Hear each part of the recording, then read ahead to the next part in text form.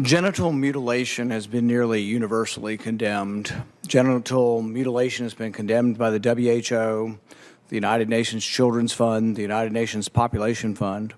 According to the WHO, genital mutilation is recognized internationally as a violation of human rights. Genital mutilation is considered particularly egregious because, as the WHO notes, it is nearly always carried out on minors and is a violation of the rights of children.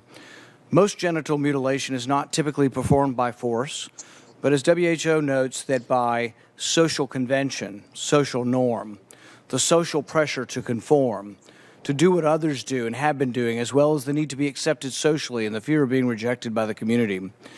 American culture is now normalizing the idea that minors can be given hormones to prevent their biological development of their secondary sexual characteristics.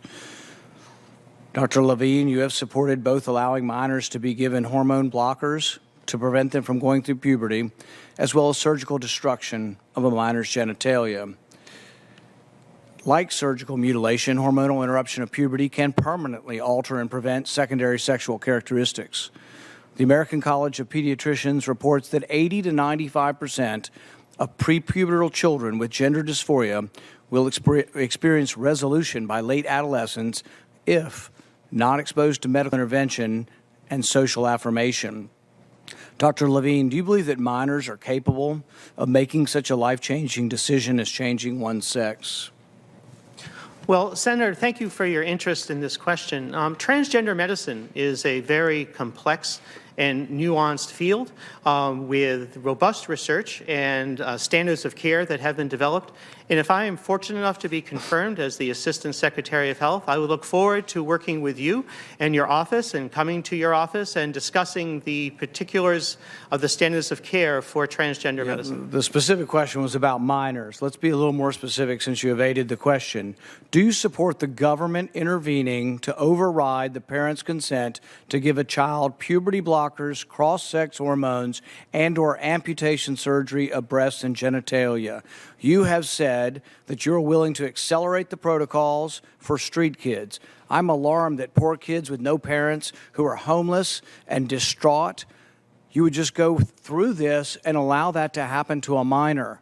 I would hope that you would have compassion for Kira Bell, who's a 23-year-old girl who was confused with her identity.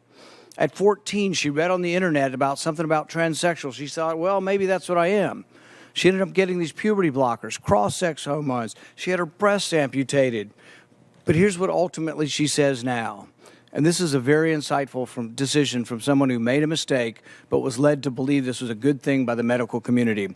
I made a brash decision as a teenager, as a lot of teenagers do, trying to find confidence and happiness, except now the rest of my life will be negatively affected, she said, adding that the medicalized gender transitioning was a very temporary, superficial fix for a very complex identity issue.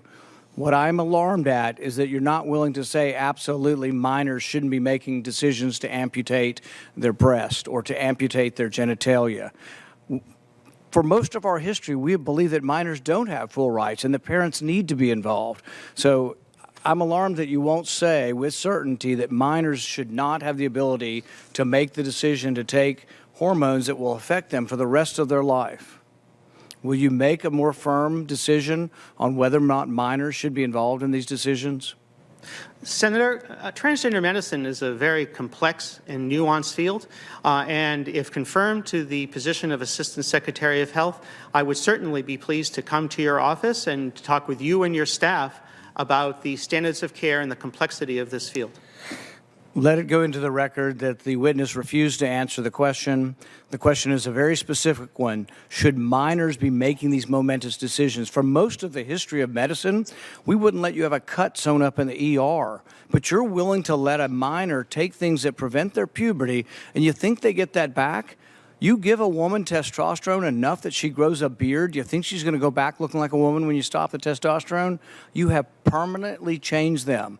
Infertility is another problem. None of these drugs have been approved for this. They're all being used off-label.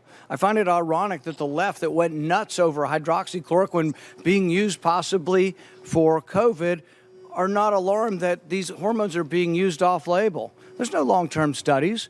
We don't know what happens to them. We do know that there are dozens and dozens of people who've been through this who regret that this happened and a permanent change happened to them.